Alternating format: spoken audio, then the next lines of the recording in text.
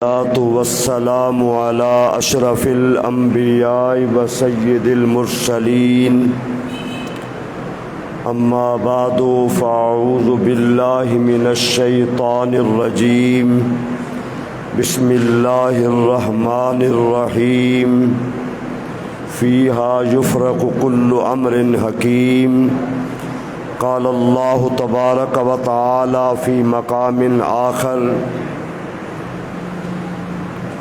یا ایہا الانسان ما غرک بربک الکریم رب اشرح لی صدری ویسر لی امری واحلل عقدۃ من لسانی یفقہوا قولی قال اللہ تبارک وتعالی فی شان حبیبہ مخبرا وآمرا ان اللہ وملائکتہ یصلون علی النبی یا ایہا الذین آمنوا صلوا علیہ وسلموا تسلیما۔ محبت سے پڑھیں، کوئی زبان خاموش نہ رہے، سبھی محبت سے پڑھیں، چھوٹے بڑے۔ اللہم صلی علی سیدنا و مولانا محمد وعلی آل سیدنا و اصحاب سیدنا و مولانا محمد وبارک وسلم وصلوا علیہ صلاۃ و سلاما علیک یا سیدی یا رسول اللہ وعلی آلک و اصحابک یا سیدی یا حبیب اللہ۔ اللہ رب العزت کی حمد و ثنا حضور نبی رحمت شفیع امت خاتم النبیین صلی اللہ تعالی علیہ وسلم کی ذات اقدس پر درود و سلام کے بعد دعا ہے اللہ رب العالمین میری آپ سب کی حاضری اس رات کی محفل میں قبول و منظور فرمائے۔ اللہ ہمیں اس رات میں اپنے خالق کے حضور اخلاص نیت سے توبہ استغفار کرنے کی توفیق عطا فرمائے۔ جمعہ کی خطبہ میں آپ نے کچھ اس حوالے سے بھی سماعت فرمایا کہ اللہ ذوالجلال نے یہ شب برات کی رات ہو یا شب قدر کی رات ہو، اللہ نے صرف حضور کو عطا فرمائی ہے۔ حضور کو اپنی ذات کے لیے نہ شب برات کی ضرورت نہ شب قدر کی ضرورت، ہاں ہمیں ضرورت ہے، شب برات کی ہمیں ضرورت ہے اور شب قدر کی ہمیں ضرورت ہے۔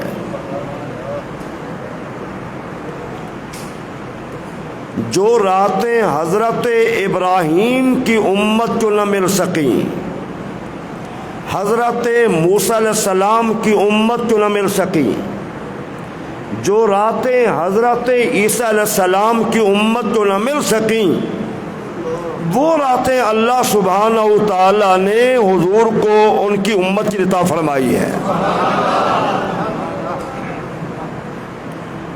ان راتوں کی بڑی اہمیت ہے۔ ویسے بھی حضور نے ارشاد فرمایا امت کے اجر و ثواب کے حوالے سے، آپ ذرا غور فرمانا، فرمایا ہماری اور دوسری امتوں کی مثال ایسے ہے، ایک قوم صبح سے کام شروع کرے ظہر تک، اس کی مزدوری اجرت 1 روپیہ ہو، ظہر کے بعد دوسری قوم آئے اور وہ کام کرے عصر تک، اس کی مزدوری بھی 1 روپیہ ہو، اور پھر ایک قوم اور آئے وہ عصر سے مغرب تک کام کرے، وقت کم ہے، مزدوری کا کام کم ہے، لیکن اجر کیا ہے؟ 2 روپیہ۔ پھر حضور نے مثال بیان فرمائی، فرمایا جو زیادہ وقت ہے وہ یہودیوں کا ہے، ان کی لمبی لمبی عمریں 300 سال 400 سال 500 سال، فرمایا ان کی عمریں لمبی ہیں، اجر کم ہے، پھر عیسائی اس کے بعد ان کی محنت زیادہ ہے لیکن اجر کم ہے، میری امت کی عمریں کم ہیں، جس طرح عصر کا دورانیہ مغرب کے ساتھ کم ہے، فرمایا اجر میری امت کے زیادہ ہے۔ عمر کیا ہے؟ کم، اجر زیادہ ہے۔ حدیث مات فرمائے، کئی علماء نے اس کو لکھا، اس واقعے کو۔ حضرت عیسیٰ علیہ السلام سیر و سیاحت پہ ہیں۔ عیسیٰ علیہ السلام نے گھر نہیں بنایا تھا، مسلسل چلتے رہتے تھے۔ ایک پہاڑ پہ پہنچے تو کیا دیکھا؟ بڑا حسین و جمیل پہاڑ ہے، بڑی چمک دمک ہے، بڑا روشن سفید پہاڑ ہے۔ دیکھ کر حیران ہوئے، کتنا حسین و جمیل پہاڑ ہے، بڑا خوبصورت ہے۔ تو اللہ کریم نے فرمایا، اے میرے پیارے نبی صلی اللہ علیہ وسلم، تم اس پہاڑ کو دیکھ کر حیران ہو رہے ہو، اس سے میں زیادہ اور بات نہ دکھاؤں؟ یا اللہ دکھا دے۔ تو حکم الہی سے پتھر کھل گیا، اندر سے ایک آدمی نمودار ہوا، اور جو عبادت الہی میں مصروف تھا۔ عرض کی، یا اللہ، یہ تیرا بندہ پتھر میں تیری عبادت کر رہا ہے۔ آپ نے سوال کیا کتنا عرصہ ہو گیا ہے؟ کہا مجھے 400 برس ہو گئے ہیں یہاں عبادت کرتے ہوئے۔ تو اللہ کے نبی حیران ہو گئے، بڑی بات ہے، تنہائی میں، خلوت میں اور پتھر کے اندر رزق کا انتظام بھی ہو رہا ہے اور کام عبادت ہے۔ اس بندے نے کہا، اللہ کے نبی آپ تو حیران ہو رہے ہیں میری اس عبادت پہ، میں آپ کو بتاتا ہوں، اللہ نے آخر زمانے میں ایک نبی کو بھیجنا ہے، اور اللہ نے ان کو ایک ایسی رات بھی دینی ہے، اس رات میں 2 رکعت نماز نفل کا اجر میری 400 برس عبادت سے بھی زیادہ ہوگا۔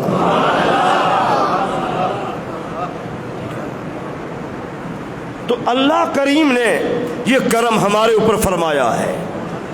میرے بھائیو، قرآن کی یہ آیا کریمہ، یا ایھا الانسان ما غرک بربک الکریم، اے انسان تجھے کیا ہو گیا؟ تجھے کس چیز نے دھوکے میں ڈال رکھا ہے؟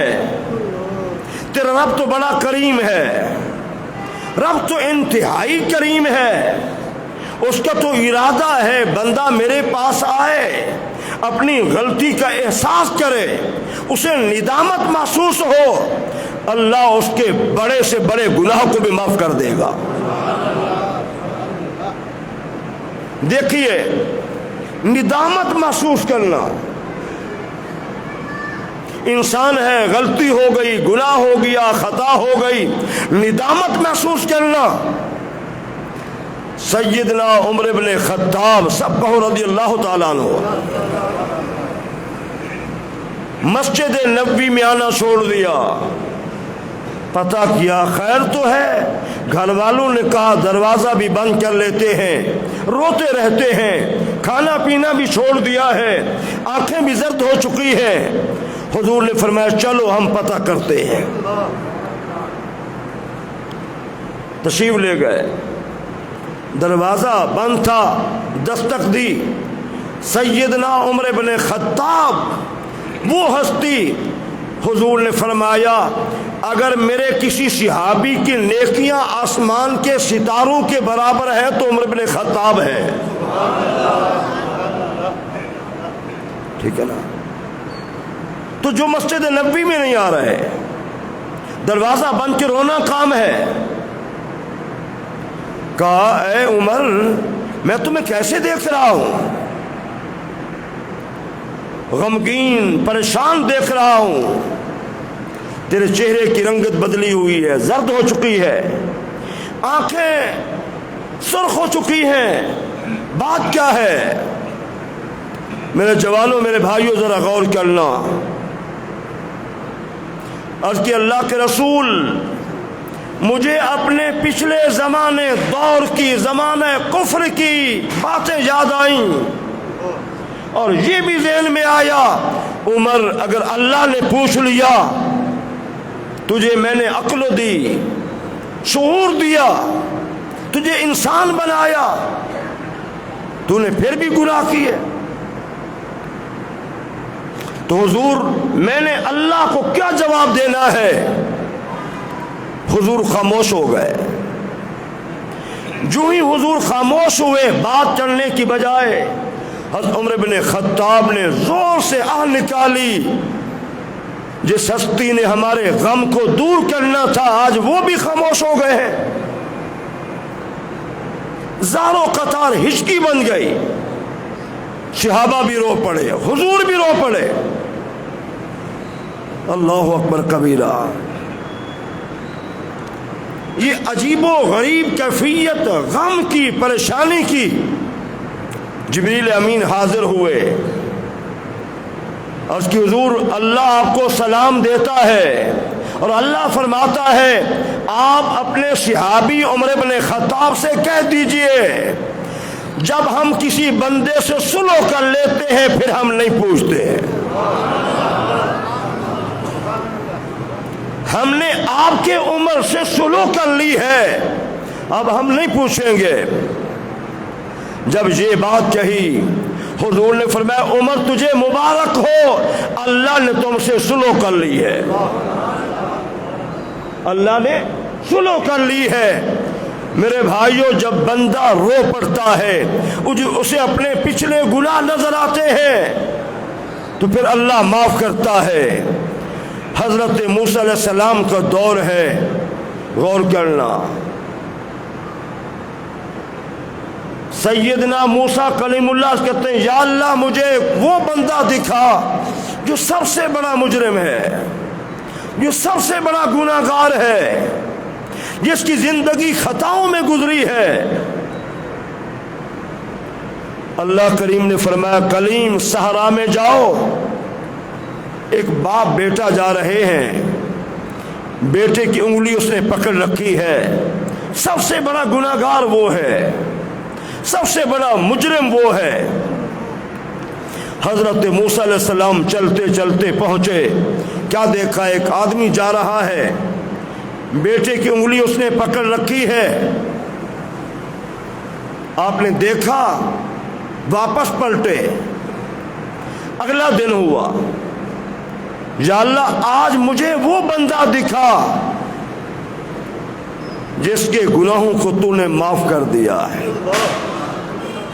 جس کی توبہ تو نے قبول کر لی ہے، جس کے اعمال تیری دربار میں قبول ہو گئے ہیں۔ میرے بھائیوں آپ ذرا غور کرنا، آپ چلے، فرمایا کلیم کل والے صحرا میں دیکھو ذرا جا کر۔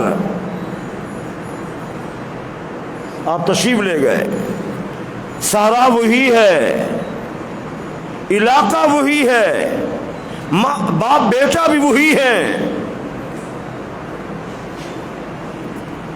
یا اللہ یہ کل تو وہی باپ بیٹا تھے، آج بھی وہی ہے، لیکن کل یہ بڑا مجرم تھا، بڑا خطا کار تھا، بڑا عاصی تھا۔ کیا ہوا کہ ایک دن میں فیصلہ اتنا بدل دیا؟ وجہ کیا ہے؟ اب سنیں ذرا، ایمان تازہ کریں۔ فرمایا کلیم بات یہ ہے، یہ باپ بیٹا جنگل میں جا رہے تھے، بیٹا باپ سے پوچھتا ہے ابا جی یہ جو سامنے درخت ہے یہ بتائیں کہ آپ کے گناہ بڑے ہیں یا درخت بڑا ہے؟ تو باپ نے کہا بیٹا میرے گناہ اس سے بڑے ہیں، یہ درخت چھوٹا ہے۔ آگے چلے، پھر ایک بڑا درخت سامنے آیا، کہا ابا جی آپ کے گناہ بڑے ہیں، درخت بڑا ہے۔ کہا بیٹا یہ درخت چھوٹا ہے، میرے گناہ بڑے ہیں۔ پھر صحرا کی بات کی، ابا جی یہ صحرا بڑا ہے یا آپ کے گناہ بڑے ہیں؟ کہتا ہے بیٹا صحرا چھوٹا ہے، میرے گناہ ایسے بڑے ہیں۔ پھر وہ آسمان کی جانب رخ کرتا ہے، کہتا ہے ابا جی یہ جو ستارے ہیں یہ بڑے ہیں یا آپ کے گناہ بڑے ہیں؟ اس کا جواب ہوتا ہے بیٹا ستارے چھوٹے ہیں، میرا گناہ اس سے بھی بڑا ہے۔ پھر سوال کرتا ہے یہ چاند ہے، اس کا ایک ہی جواب ہے بیٹا یہ چاند چھوٹا ہے، میرے گناہ بڑے ہیں۔ سورج کے متعلق، آسمانوں کے متعلق یہ باتیں کرتے کرتے وہ کہتا ہے آسمان بھی چھوٹے ہیں، میرا گناہ اس سے بھی بڑا ہے، میرے گناہ اس سے بھی بڑے ہیں۔ چلتے چلتے پھر پوچھتا ہے بیٹا ابا جی یہ بتاؤ میں نے ہر چیز کے بارے سوال کیا، تمہارا ایک ہی جواب یہ چیز چھوٹی ہے، میرے گناہ بڑے ہیں، کیا کوئی ایسی چیز بھی ہے جو تمہارے گناہوں سے بڑی ہو؟ میرے بھائیو ذرا غور کرنا، اس کی آنکھوں میں آنسو آ گئے۔ بیٹا ساری کائنات سے میرے گناہ بڑے ہیں، ہاں میرے گناہوں سے بڑی ہے تو میرے رب کی رحمت بڑی ہے۔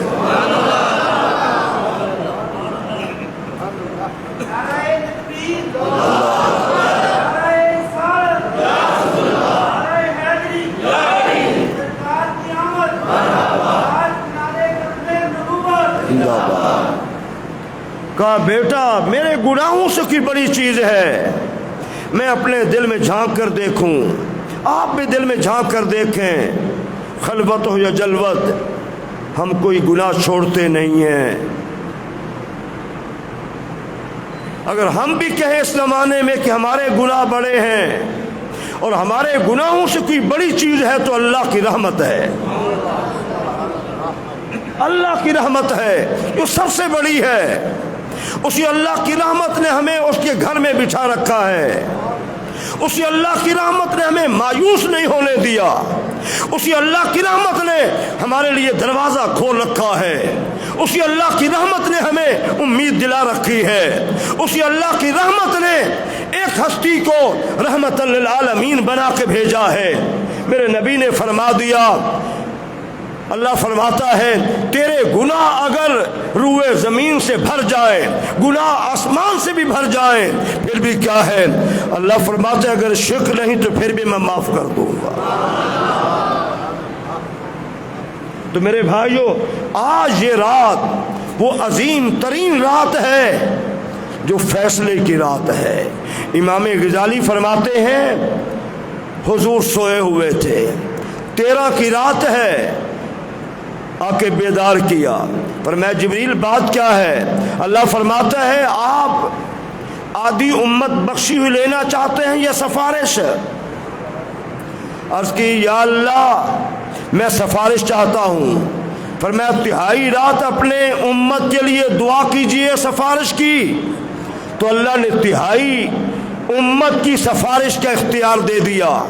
14 کی رات کو پھر حضور بیدار ہوئے اور 2/3 کا اختیار دے دیا، اور 15 کی رات کو پھر بیدار ہوئے، اللہ نے حضور کو پوری امت کی شفاعت کا اختیار دے دیا۔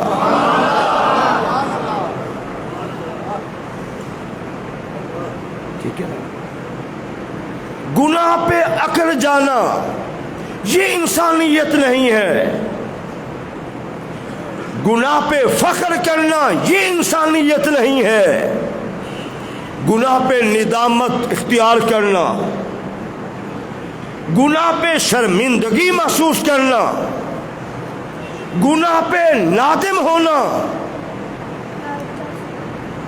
کبھی آپ اپنی زندگی کو ان لمحات میں حسین کیجئے، خلوت آپ کی ہو، رات کا موسم ہو، سب سو رہے ہوں، آپ اٹھیں اور اپنی آنکھوں سے آنسو بہائیں۔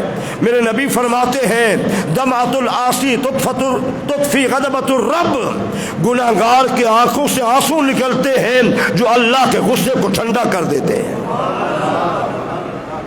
جو اللہ کے غصے کو ٹھنڈا کر دیتے ہیں۔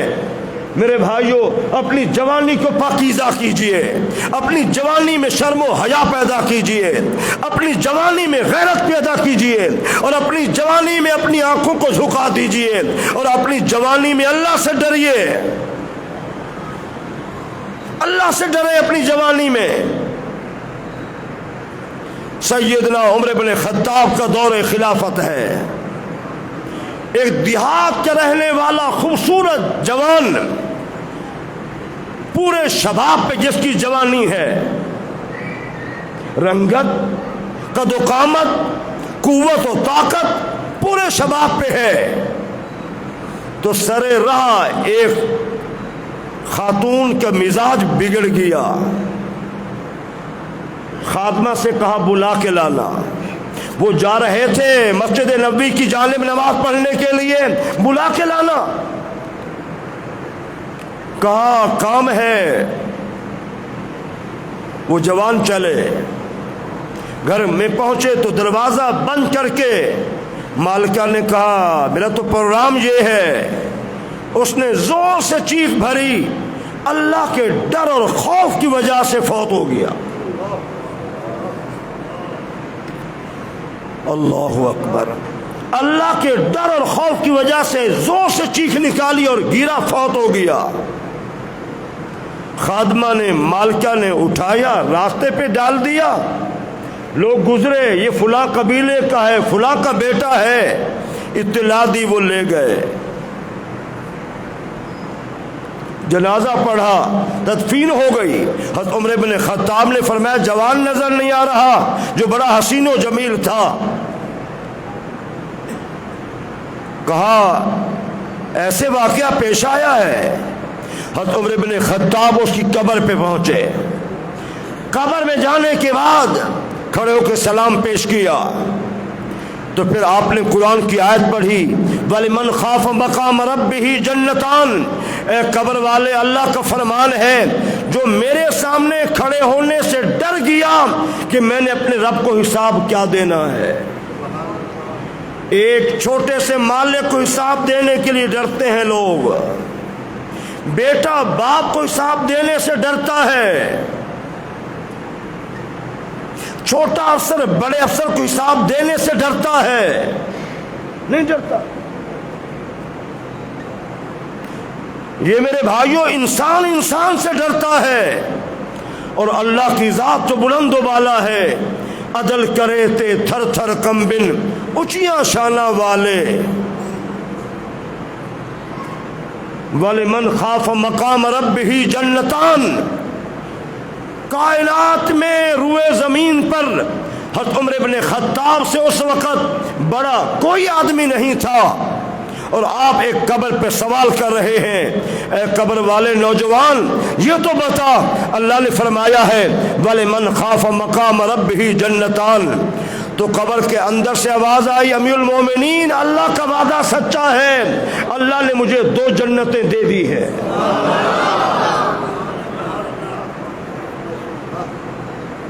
اللہ سے ڈر، خوف،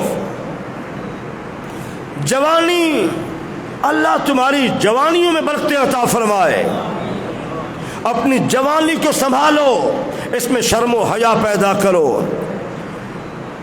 حضور رحمت للعالمین تشریف فرما تھے، ایک بوڑھا بھی ہے اور ایک نوجوان صحابی بھی بیٹھا ہوا ہے، جبریل امین حاضر ہوئے، سلام کے بعد بیٹھ گئے اور کہا حضور اس اپنے نوجوان صحابی کو میرے سلام دیجئے۔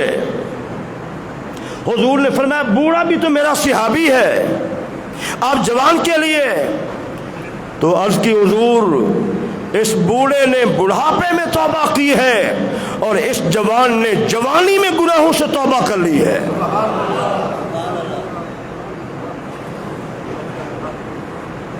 بڑھاپے میں پہنچے، طاقت جواب دے گئی، ٹھیک ہے اللہ کریم اس عمر میں بھی توبہ قبول کرتا ہے، لیکن جوانی ہو، شباب بھی ہو، انسان برائی کر بھی سکتا ہو اور پھر کہے میں اللہ سے ڈرتا ہوں،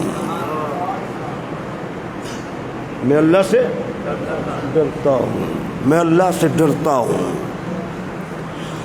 جوان کی اللہ کے ہاں بڑی قدر و منزلت ہے۔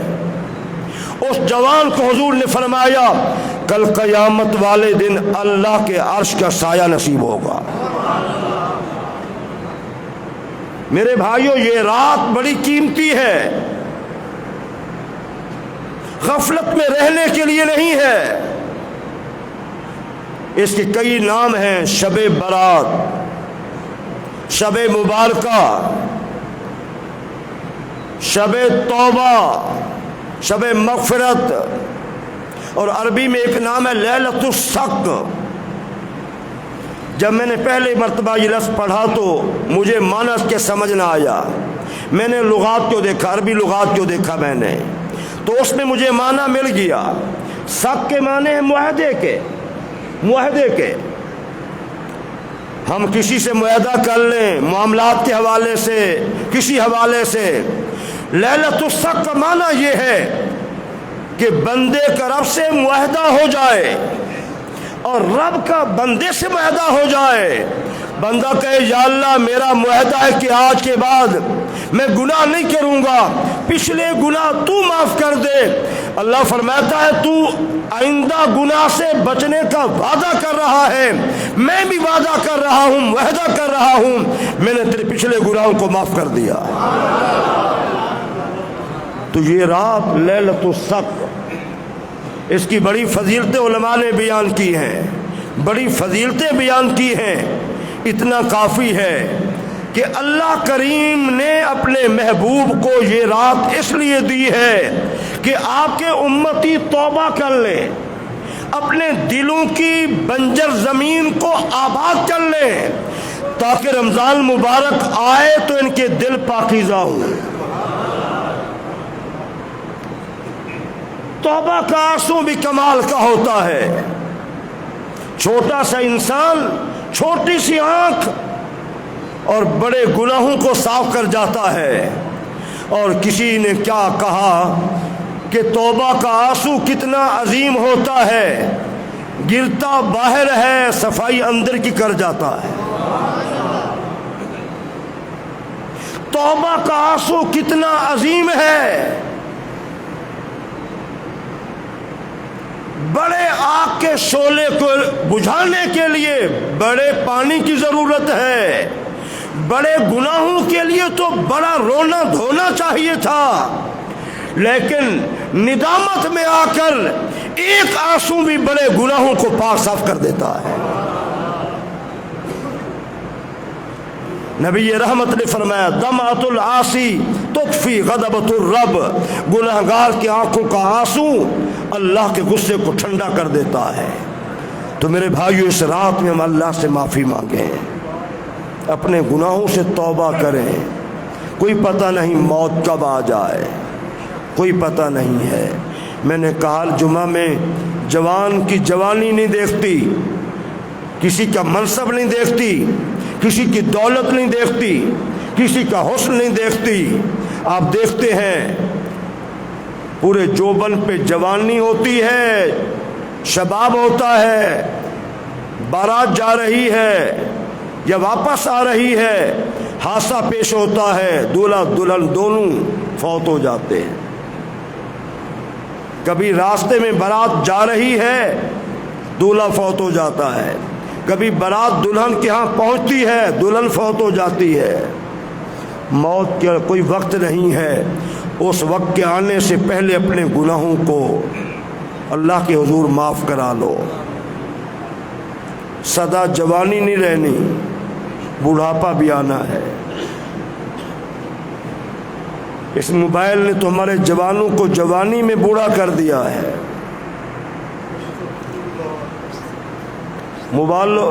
یہ موبائل اس کا کم استعمال کرو، بچو اس کے شر سے،